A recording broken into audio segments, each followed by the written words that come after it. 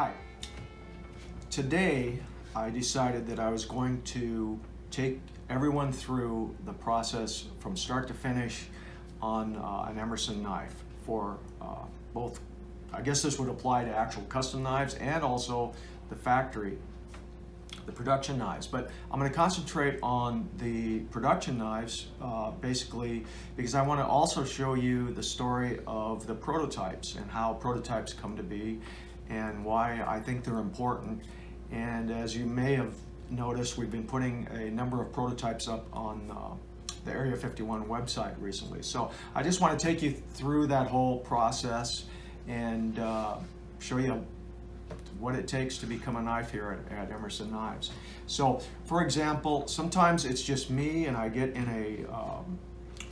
a groove and I'll turn out 10 to 20 designs maybe in an evening, sometimes in a weekend.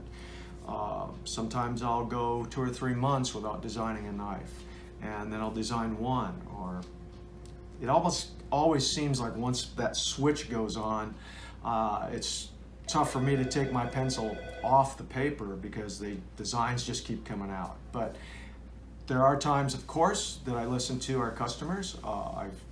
One of the things I've prided myself on is I can take someone's ideas or concepts and turn them into a thing, which is in this regard a knife. And I've been very conscious of the fact that I don't know everything.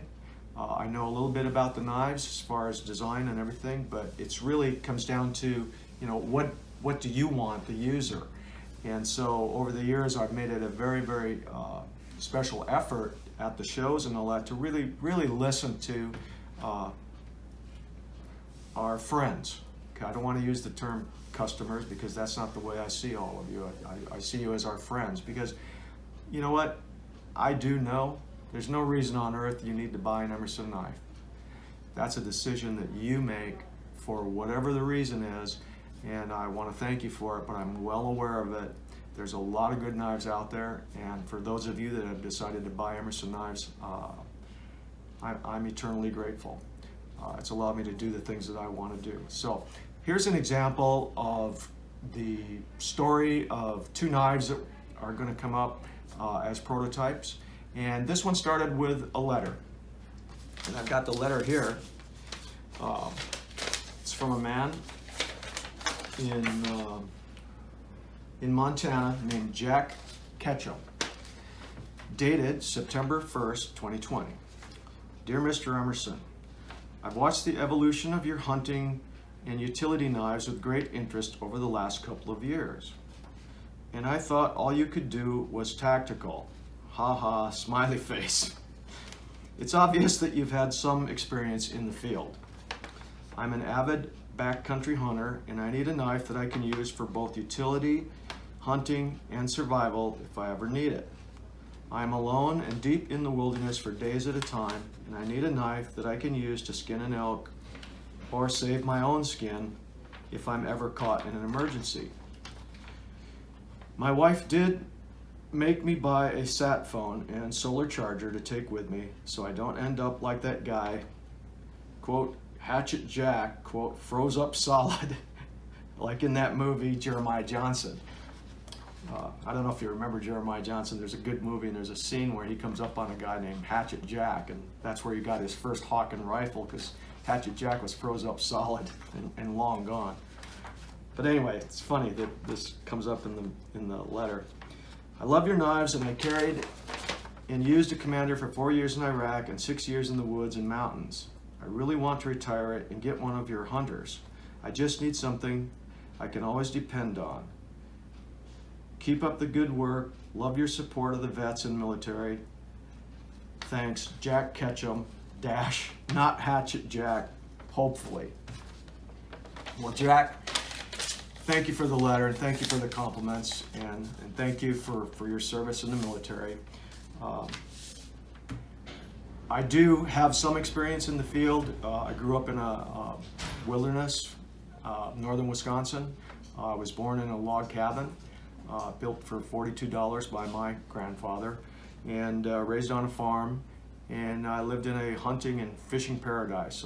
Got my first rifle when I was about 8 years old, 22. Well, actually, I take that back. I can't remember when I got my first BB gun and pellet gun. It goes too far back. But yeah, I did a lot of hunting and all that. I got involved in tactical stuff for a long, long time. But I've always loved the hunting knives, and so I started doing those a couple of years ago, and started a hunting line, which I'm very proud of. We've had a huge success with it, and I want to keep that up. So here's what I'm going to do as far as the request that you made to me, Jack. I'm going to do two knives, which are a larger hunting knife, and I'll show you the progress of that, evolution of those two knives, and take them from from a letter to an idea to a drawing to a knife, and then to a prototype knife, and perhaps all the way over to Area 51. So here we go.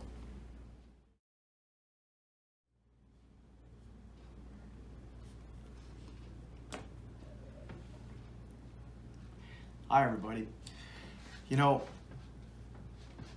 as I got older, I started to think, you know, there's a beginning and an end to everything, and at some point I won't be here to make knives anymore.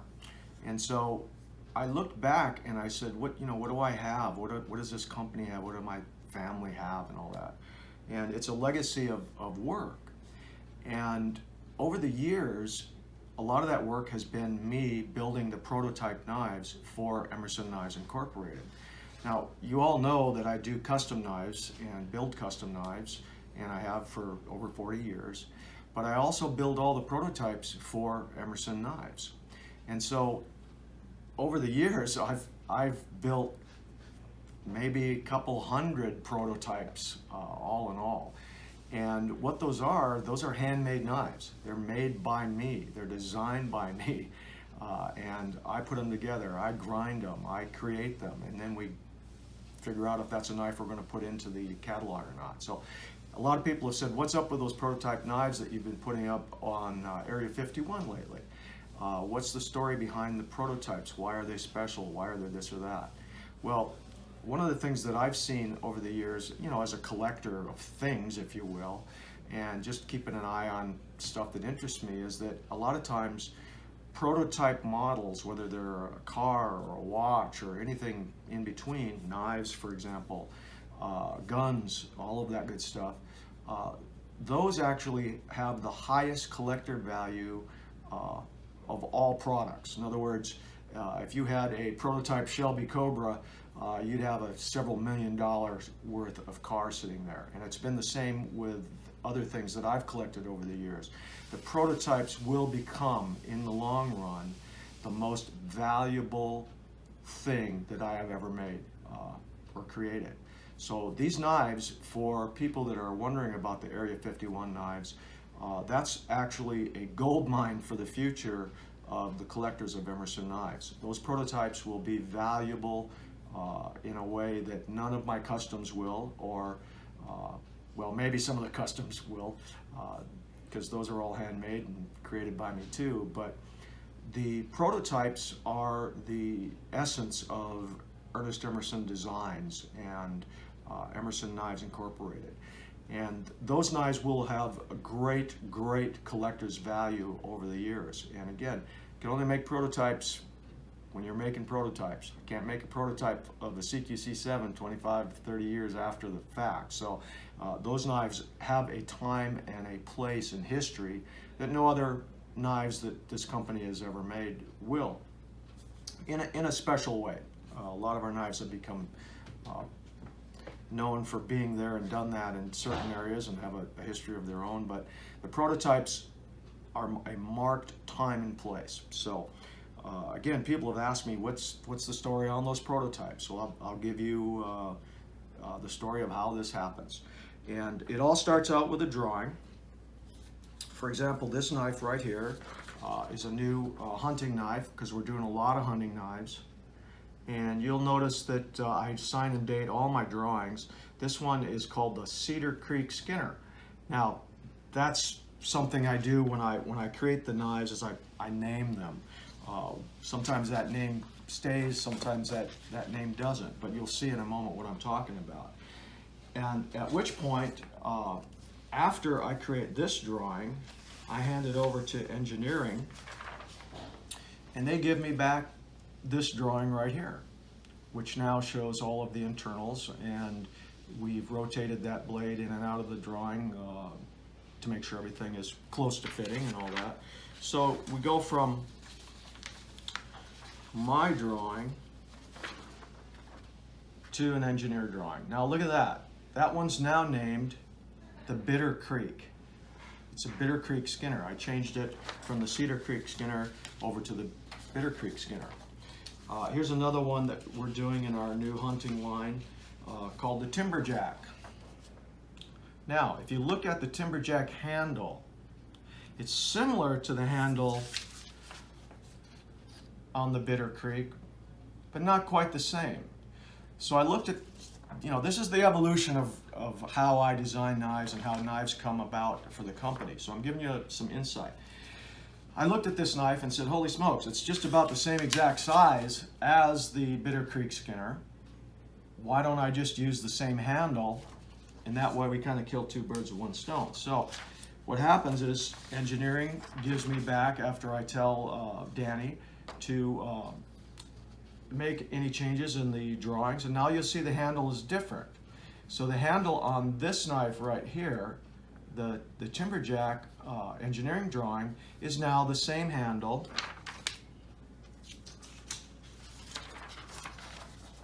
that's on the Bitter Creek drawing. And I hope you can kind of see this. I don't know how it's going to come out in the video, but so they look a lot alike, and they became exactly alike as far as the handle is concerned. And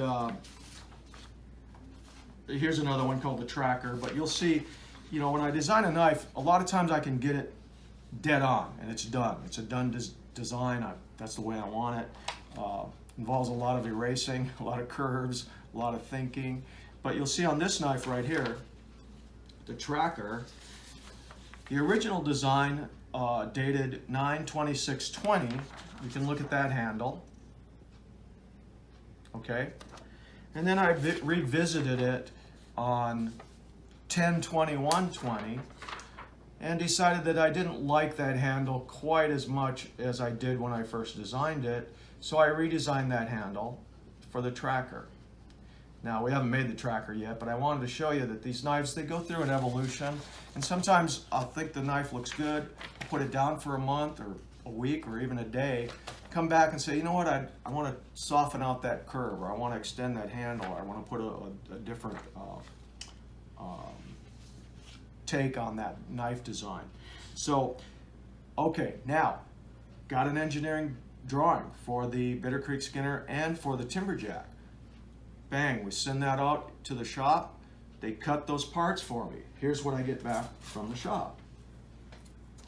These are the liners for both the Bitter Creek and the Timberjack. Here's some of the blades.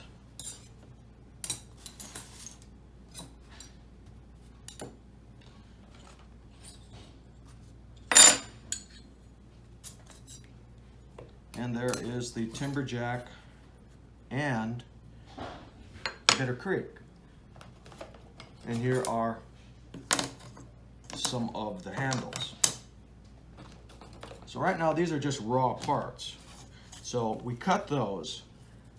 The next step is we do a rough test to put them together. There is, as rough as you can get, Bitter Creek Skinner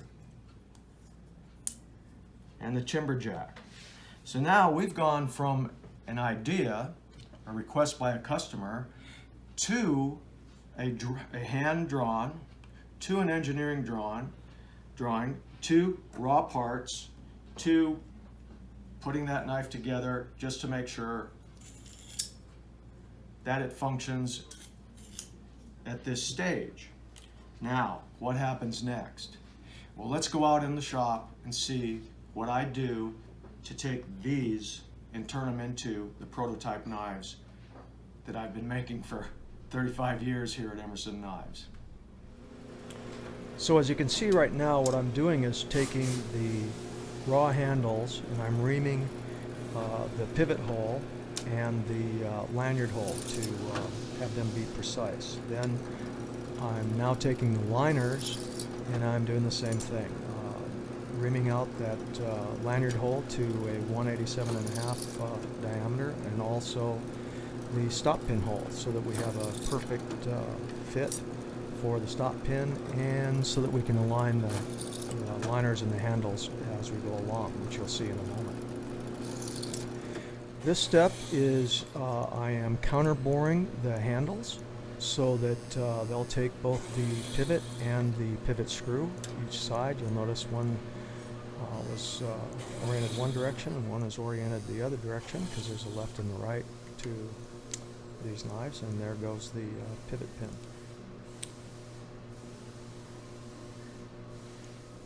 Now I am countersinking the handles for the handle screws that go into the standoffs to hold the knife together.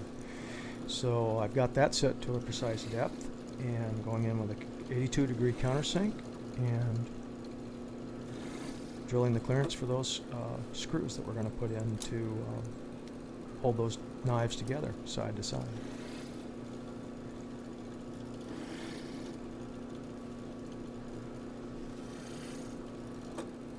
Now, as you can see, as I've got these lined up with the pivot pin or pivot bolt and the lanyard pin, that there is an overhang on both sides of the handles. The handles are about 1/16 of an inch larger than the liners at this point. Now I'm identifying each one of the sets of liners and handles, so because when they're ground, when I do a custom knife or these prototypes, the minute they're put together and hit the grinder, they only fit the knife they're supposed to be. So A goes with A, B goes with B, C and E with E. So now putting that E and E handle, E liner and E handle together, I'm drilling the clearance for our stop pin. And I'll show you why I need to do that in a moment, which is an important feature on Emerson knives that you don't find on a lot of other factory knives out there, or custom knives for that matter. So I'm going in with a 187 drill and giving myself some clearance.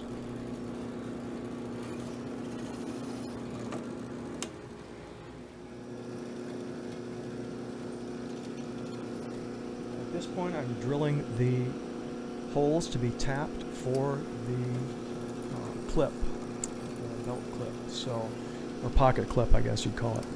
And those have to be drilled because they need to be tapped, which you'll see me do in a couple of moments. I'm deburring those holes now. I've taken the handle off since I match drilled them, and now I'm going through and with a countersink I am taking the burrs off it, and here we are doing the tapping. The reason those holes have to be drilled is because they can't be treated by the laser cutter or anything. Some of those clearance holes are cut by a laser. You can't do that for a hole you're going to tap, because it'll break the taps off. The laser quote-unquote heat treats that titanium. Now I'm putting the knives together, and you'll see what I'm doing is I'm showing you that our stop pin sticks through on both sides of the liners. That's why I had to drill that clearance hole in there. That is to prevent a stop pin from ever blowing out of a knife under an extreme condition. So our stop pins, rather than some guys, they talk about grinding their stop pins to the exact distance between the two liners, etc. That isn't something we do. We extend them past so that we know that pivot bolt or that stop bolt is never ever possible to come out of that knife, even when the knife is flexed, the handle is flexed to a great degree, that stop pin will never come out of that hole. There they are, they're put together. Like you can see, the handle material is about a 1/16 of an inch oversized. So the next step, take them into the grinding room, start to profile those handles.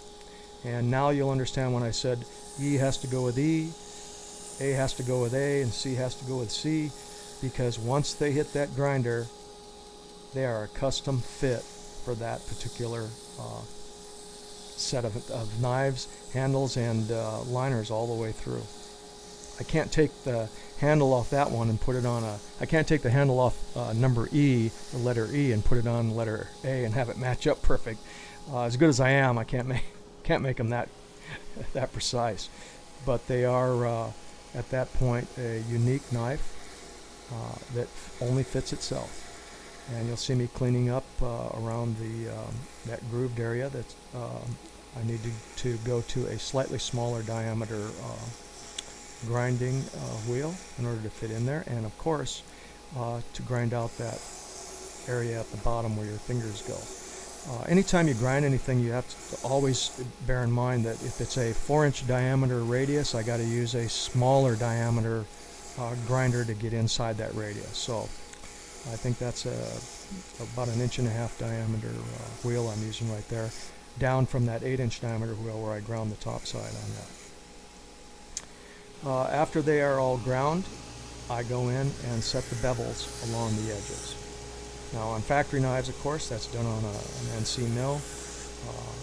All the prototype knives, since they're all made by hand, I don't have programs, I don't have tooling, I have to do all of this by hand. So that is me breaking the edge, putting that chamfer all the way around the knife. And now that is a handle unto itself. Oh, and what am I listening to? Looks like Brian Lee, great blues player with Kenny Wayne Shepherd. Okay, well there you have it. These are the prototype handles for the Bitter Creek Skinner and the Timberjack, and they're done. The only thing I have left to do is just deburr them. But that's the process that goes into the making of the handles for the prototypes. So what's next?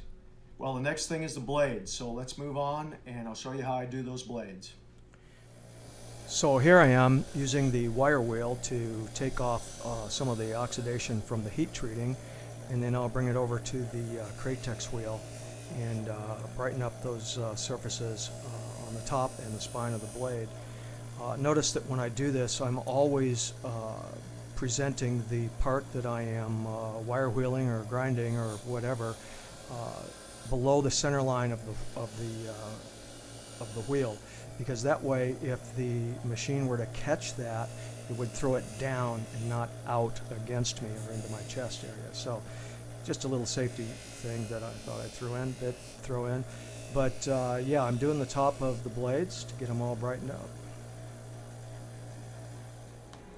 And now I'm using a little mag plate, and I will use a different Kratex wheel, or big wheel, and I'm going to put a nice satin finish on those blades so they look really, really nice and real smooth and even. So it doesn't take very much because they're surface ground to a very, very fine condition even to start with. So just putting them on there, getting it real light, gives me a real nice satin finish.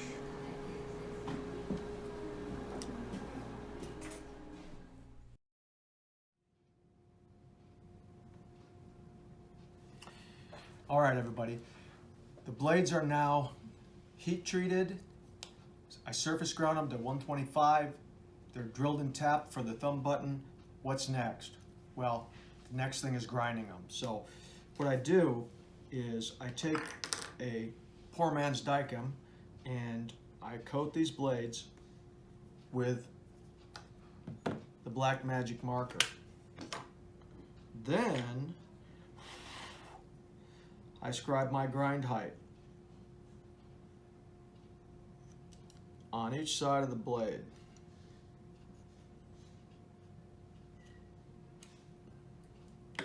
What do I do next? Something that every machinist will tell you never to do.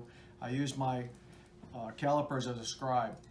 The thing is, these are only for this particular thing. I sacrificed them. They have carbide tips, so they're very hard, so they'll scratch this. These are not, they won't scratch my blade. These are carbide, so they will actually scratch a line in the knife. So what I'm going to do now is I'm going to establish my center line on this blade. Well, I put 2 lines on it, one on each side of the center line, and then I grind away to those 2 lines, okay? That leaves me a land or a flat on the edge of the blade, which we then can use to make the sharpened edge. So that's what I'm going to do right now. But I have to have that established, so when I go in there to grind, I have a guide to grind to. So what this does is it puts an equidistant line from each side on each side of the center line, and I know you're not going to be able to see it. Perhaps you can, but now there's 2 lines on there on each side of the center line. So when I go in and I grind away right to that line on the one side, I grind right to that line on the other side, which establishes that I should be very close to the same height on both sides. I use this as a guideline, the grind height guideline. So I've now done that to all of these knives. So the next step is for me to go in and grind the swedges on. If I'm going to put swedges, I don't know. These are prototypes, so I don't need to do that. But these are the Bitter Creek and the Timberjack. Getting close, going to turn them into those prototype knives. Then what we'll do is we'll field test them. We'll put them through their paces, make sure that they're good to go. There's no pinch points, I call them, or sharp things that get you in the hand or anything when you're using them hard. So again, even though I'm going to have a finished knife in my hand, there's still a few steps left to go after they're ground, of course, assemble and do all of that good stuff. So anyway, that's the blades at this point. Okay, now I'm back in the grinding room, and I'm putting on, I call it putting on the 45s. And I don't know if they're exactly 45 degrees or not, but it's those little bevels that I'll put on that blade before I grind the main bevel, and that's to help me have something to look at when I'm grinding, so I can look down on the edge of that blade and see those 2 little white silver lines that were scribed down by my calipers. And also it helps save on grinding belts, because you're not grinding into the sharp edge or a right angle of the knife. You put a little bevel on there for a lead in for the grinding belt they last a lot longer that way. So now you can see I've got that slight bevel put on both sides of the knife. That's not had nothing to do with the edge or anything. It just has to do with grinding. Next, I am grinding the main bevels on the blades. And that is, I believe, the real magic of knife making, is being able to grind that blade with the main bevels on it. And those are pretty much done. I think I got one more Bitter Creek to do.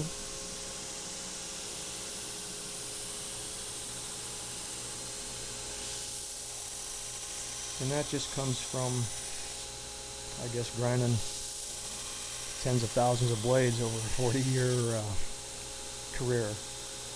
You kind of get a muscle memory for everything that you do once you've done it 10,000 times. And now those blades are ground. Oh, what am I listening to? This time, good old Sturgill. And now I've moved over to put the detent ball in the liners on my just a simple press, and I'm putting those balls in. And the next thing is, on all of those knives, I have to bend the springs. Got a little hand tool that I use, but a lot of it's done with your fingers.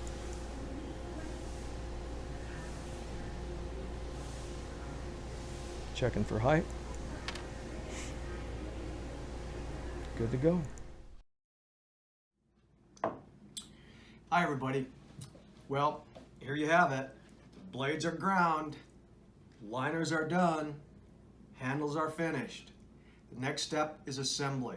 The only thing I've got left to do is logo and prototype, ramp, sharpen, and then we'll put them together. And this will be the story of what an Emerson prototype knife is. Okay, here we are. The knives have been sharpened, they've been logoed, and they've been ramped. So the next step on these 4 prototypes is to just put them together. So that's what I'm going to do right now.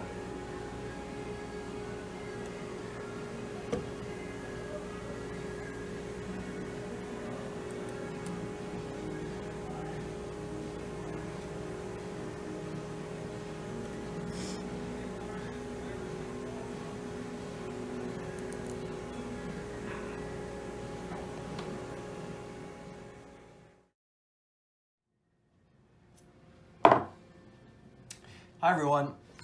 Well, we've reached the finish line. And as you can see, we went from drawing to engineering drawing, from drawing to engineering drawing on both. I switched the name on this one. It was Cedar Creek, became the Bitter Creek. This one's the Timberjack, stayed the Timberjack. And voila, now we have the finished product. There is the Bitter Creek prototype. And here is the Timberjack. And it's a hell of a knife, I've got to say, just because, not because I made it or not, but both of these knives, I hope, are going to fill the needs of Jack Ketchum out there in the backcountry hunting elk and whatever else he hunts. But we've got the prototypes done now, and I actually have a couple blades already ground here, and because I always make a couple extra in case something goes wrong, and I got a couple of other ones that are still blanks. But these two and probably a couple of the others are going to end up as custom versions of the Bitter Creek and the Timberjack. And the Emerson prototypes, now that you've seen this story, are the knives that I am putting up over on Area 51, and people have said, hey, you know, what's the story on those prototype knives? And now you've got the story, start to finish, and you know, I hope you like it. That's part of the reason that those prototype knives are so hot and so valuable to collectors and people that love Emerson knives. You can see now all of the work that I have to put into every single one of those knives. It's almost as much as I do for every custom knife. Custom knives, of course, have a bolster and a separate handle. They're a little more finished on the inside and out because these are just prototypes. They're really just made to test and prove the design, use them in the field, and our good buddy Mr. Jack Ketchum is going to get a chance to try these out, at least one of each.